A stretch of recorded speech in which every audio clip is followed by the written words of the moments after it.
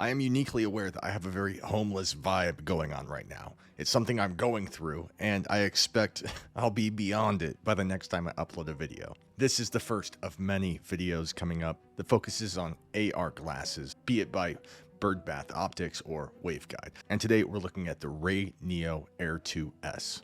Thank you for being here. If you guys want to see the other lineup of glasses I've got on the way, please subscribe. I appreciate it. You guys are watching Bringhurst VR.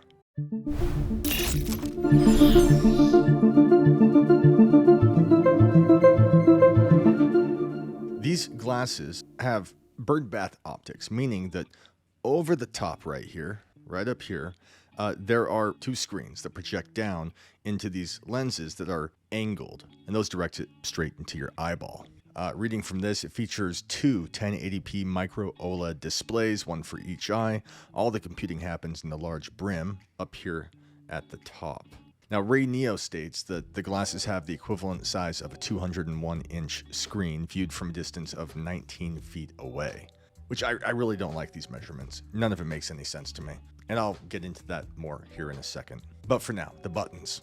On the side right here, we have a rocker for brightness up and down. Right there, we have a power button, and we have a volume up and down toggle. That is every button on these glasses. Now, unlike some other models, which I'll be looking at, you do not have the option of dimming and brightening the lenses themselves. Anything to do with the brightness is affecting the display, the screen, in terms of how bright or dark it is. But this black glass, you can't get rid of that. It's always going to be like that.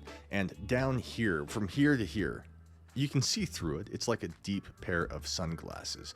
But when you take into account the lenses, you cannot see through it at all, hardly. They offer 4 speakers, 2 on each side. One fires up and the other fires down. And it makes for a decent audio experience. It seems to me that it's about as good as anything from the Ray-Ban Metas.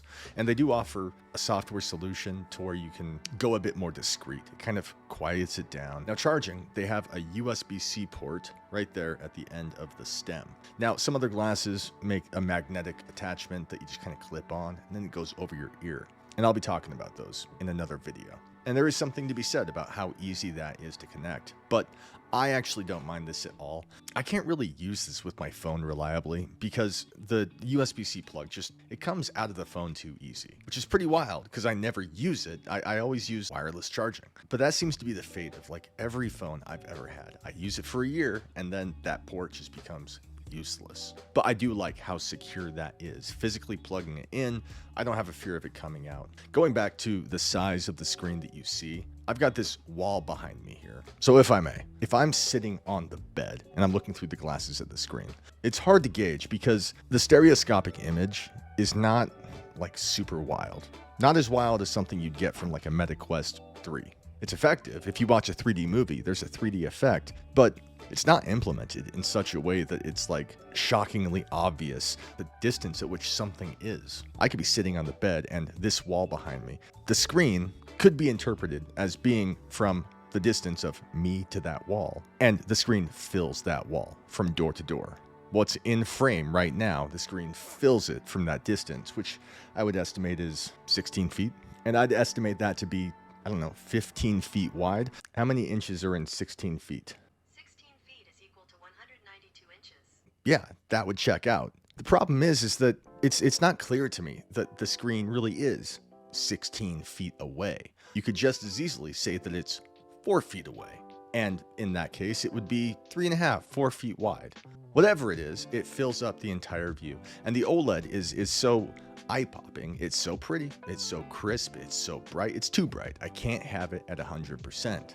And when a scene is dark, it doesn't simply dim to a lazy gray. It actually is pitch black. And so when the lenses that you're seeing them through are dark as well, it's not obvious where the edge of the screen is. And so it kind of gives the impression that the field of view is larger than it really is.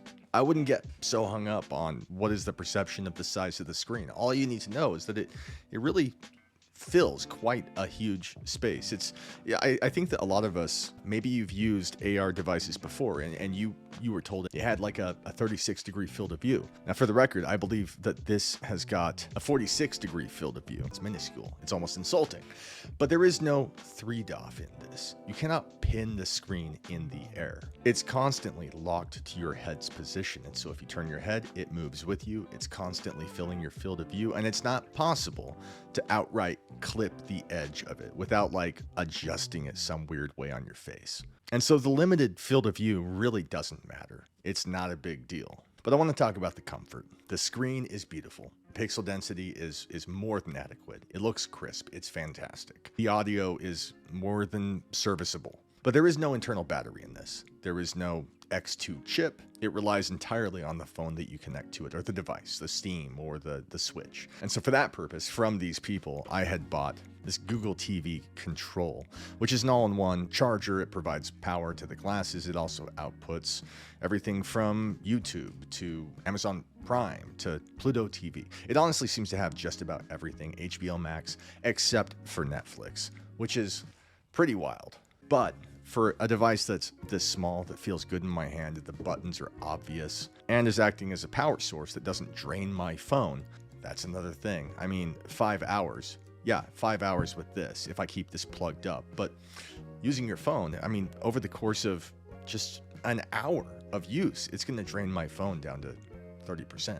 And so you're limited in that sense if that's the way you decide to go. So for me, if you're looking for, content, videos, and movies, then this is a necessity. If you're more into gaming, then a Steam Deck plugged in, docked, is going to do you just fine. These glasses can adjust in quite a jarring manner. You can tilt it.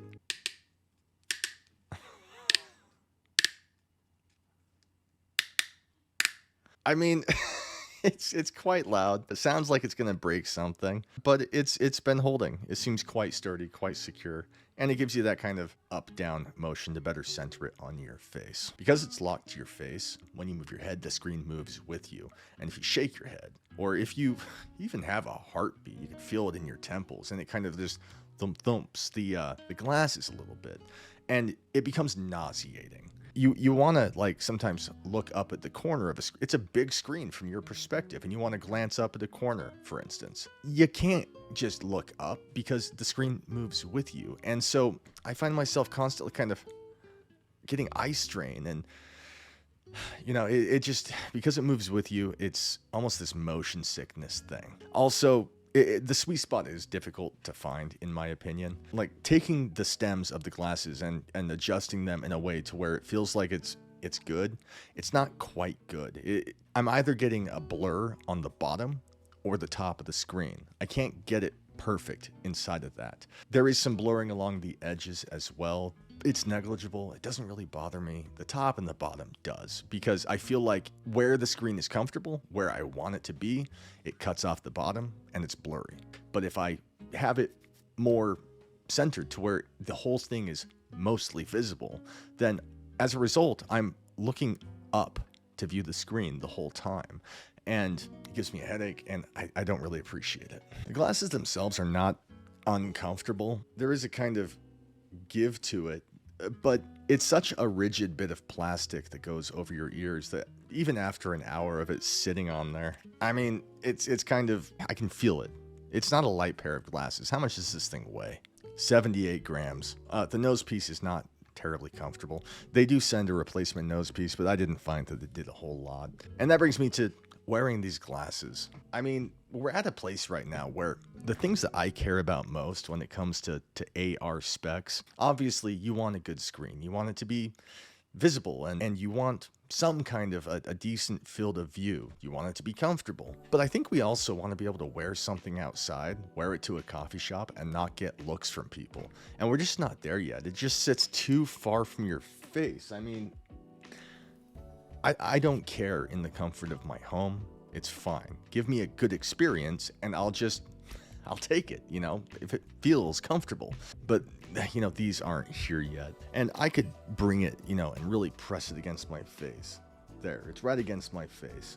I think that looks almost more serviceable, but then as a result, it's really cutting off your field of view. The sweet spot to see into the lenses fully is pretty specific. I would not call these AR, XR glasses, for the sole reason being that, you know, there's not a lot special about them. You have two overhead projectors that send an image down, and they hit a couple lenses that are placed diagonally, and it shines it into your eyes. I mean, it's no different from like how a periscope works. The thing that would make it, you know, meaningful, and that we're going to get from other glasses I'll be talking about, so again, please subscribe, is the ability to pin objects in 3D space. So they're a step in the right direction. They're decent, they sound fine, the picture is superb. But for long play sessions, whether you're on a plane, a train, or an automobile, I mean, I find myself getting nauseous from using it. And it's a bit of a bummer that you can't adjust the level of darkness at which the lens produces. You just can't change it. And so being used as practical, even, you know, if you want to pull it up and drive with it, GPS, you can't. You can't. It's too dark. Now, there is an accompanying app from RayNeo that is worth mentioning. I'll show some of that footage here, but essentially it's like a trackpad, and then it turns your phone into a pointer so that as you're looking at the menu, if you're not using something like this, if you're using RayNeo's app and you're using your phone for that, then it's a pointer like you would see on a MetaQuest 3. And that is cool. You can maneuver 3D space and select applications and get around that way.